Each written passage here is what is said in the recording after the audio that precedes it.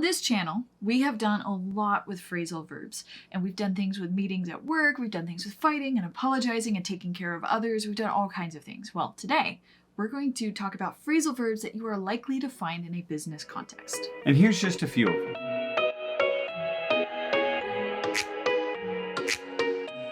What's up, guys, and welcome back to WaiGuo Friends English. We do phrasal verbs because they are difficult, and nowhere are they more difficult or common than in the business world. One of the weird things about business, you can find a lot of common vocabulary there, but also you find a lot of specialized vocabulary there, and a lot of directional kind of verbs or words that are being used. So thus, these phrasal verbs come up often. Let's just jump right into it with the first phrasal verb, which is to set up a company, to set up an event, to set up a function at your business or at your company is to set up. But you can also have a setup, as in like the setup isn't ready yet, so we can't start the event. You also have a setup that could refer to your tech stack in your business. So if you have a digital business or an online business, you have a website, all those plugins you use on your WordPress site, or all the things that you have to make your system flow, you could refer to that as your setup, even though it's a digital one. In the same way, you could have that with a physical product business where if you have vendor events where you travel around and you set up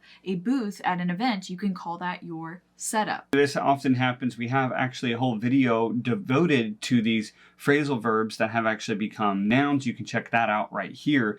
But what we want to focus more on is phrasal verbs specifically for business. And setup is a weird one because it also has a meaning outside of business in the context of fighting, where somebody says, "You set me up," meaning that you planned things for it to be like this, like I didn't mean to, I was tricked, you tricked me. For you to get blamed for something else. Right, yeah, they're pushing the responsibility off of me. Maybe I did something wrong, but maybe they organized it in such a way, they set it up, they made a setup so that I would get in trouble. Yeah, setup also literally means, if you're going to do it with physical things, it also literally means to prop something up. So if you're doing construction on a house and you have doors delivered before you hang up the doors in the home or in the apartment, if they fall over because the wind blew through the window and blew them down, you could set them back up. We also set up a Christmas tree. You could set up camera, like you could set up your gear to shoot a video for YouTube. You can also refer to that as your setup.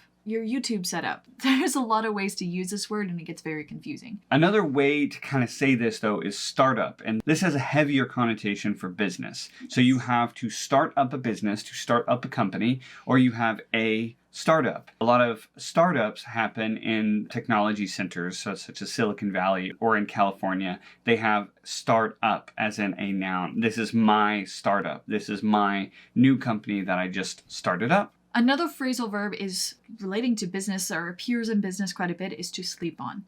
And the idea here is to say, yeah, you're talking about lots of different things, you've got a lot to deal with, but you need some time to really figure out whether this is the best direction to go. And you could say, all right, guys, let's sleep on it. We'll come back tomorrow and talk about it some more. Yeah, you do not need to make very many hasty decisions in business because they could have a lot of consequences down the road. So you need to be able to have that ability to just say, let's step back. There's another phrasal verb for you. And let's sleep on it. Let's come back tomorrow and see what we think. And that's the idea. It's overnight. It's not meaning a week. It's not meaning anything like that. It just means let's sleep on it, meaning let's deal with this again in the morning. Along with that is the idea of think over or think through a project. So maybe this is even a shorter time span before you give your answer. Maybe it's within the meeting. Maybe it's within the workday. You just say, hey, I want you to think on it, think over it. It could be a little bit longer. The goal, though, is just to be able to process what's been going on in whatever you're talking about. Or if you get an offer, you could say, I'd like some time to think it over. All right. And in this case, it is assumed it's going to be a couple of days at least. You could say, I want to think it over for a week or over the weekend or something like this. You can give a time frame to make it more solid. And the reason you want to do that in a business context, because sometimes people will say, well, let's think that over for a bit. Yeah. And then they'll never come back to it. Yeah, that's So true. it could be an outright rejection, but letting you down as softly as possible. So it doesn't necessarily mean that in business. In business, it means you are actively thinking about it. You've got some decisions to make. You've got to get your ducks in a row before you can make that decision. And the time that you need to do that is relative to what's going on, what the decision is. As such, it is a good idea to follow this one with a time frame. Give that person a time frame so then they know when they can count on you to make a decision. This is valued in business, where if you just say yes, and then later on you're like, actually, maybe not. That is way worse as far as business goes than saying, hey, let me think about it and let me get back to you. Get back to you at a certain date. If you give a time frame, it is more likely that you are going to make a decision, that you're not just trying to push it off till later. You don't want to appear like somebody who's procrastinating. Okay, you want to be like, I'm putting some serious thought into this and I'm going to make a decision that makes sense for you and for me. Yeah. So this is something where giving that time frame provides a little bit extra confidence in that you are going to do what you say you're going to do. Something that often has to happen in business is to train up new employees. Also, you could use something called to onboard them, which is kind of an interesting term because it's like the opposite of a phrasal verb because the preposition is in front. To onboard somebody or to do the onboarding process, both of these means to take somebody that has no idea what they're doing and to make sure that they can become knowledgeable in the skill that they're trying to do. So to train up or to onboard a person into their role that they're expected to fulfill. Onboarding has more of that orientation though. You're starting them in, you're teaching them the company policies and all of that. You're breaking them in basically. But the training up can include that, but it also connotates going beyond that, like actually training them the specific skills to get the job done. In some places, in some types of work, the orientation process is the training up. If it's an easier job where you don't have a lot of policies to navigate and lots of rules to navigate or require a very specific skill set, then that training up could happen during the orientation. If a person is going to be trained up into the business, one of the things that they have to do is to wise up inside the business. So wise up meaning get smarter or become more knowledgeable about how the business works or operates. And I will say it often has a negative connotation as a poking fun or demeaning way to say, hey, wise up, as in like, come on, get smarter. You're kind of dumb.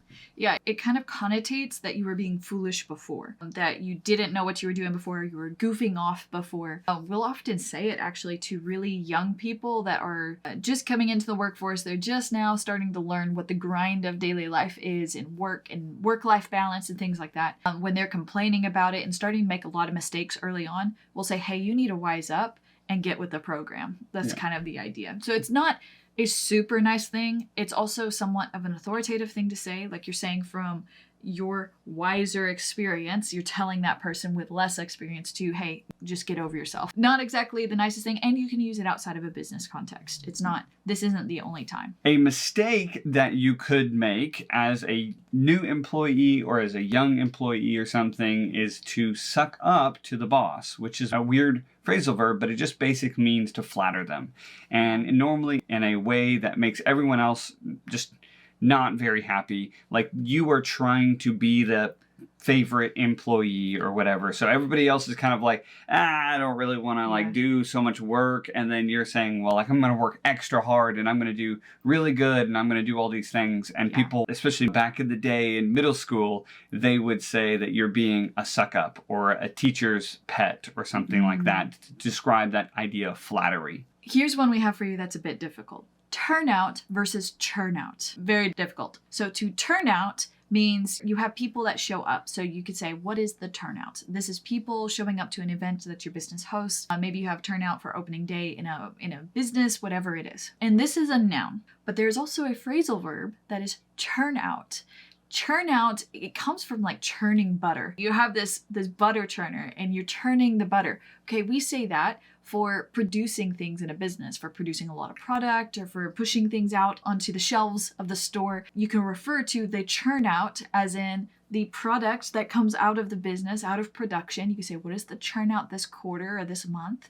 But you also have things that you are churning out on a regular basis, whether it's a lot of different products or different product lines. Maybe it's a service and you're just doing a lot of service work, but typically it refers to a physical product. It definitely comes from that business before before of making butter, and the Yeah. idea, it was labor intensive, and there was only so much that could happen. Like, you couldn't get a huge butter churn is what it was called, because it just wouldn't work as efficiently. So there was a cap on how much you could produce in butter. And so business has taken that to say, yeah, so we are churning out a lot of product this quarter. If you have a lot of resources, you can tap into those resources. These can be people, these could be materials, these could be products, these could be trainings, whatever it is, whatever your business can use to better itself, to make its systems more efficient or effective, we call those resources, and you can tap into those resources. This actually comes from trees and maple syrup, where we can tap the tree, we can tap into the tree,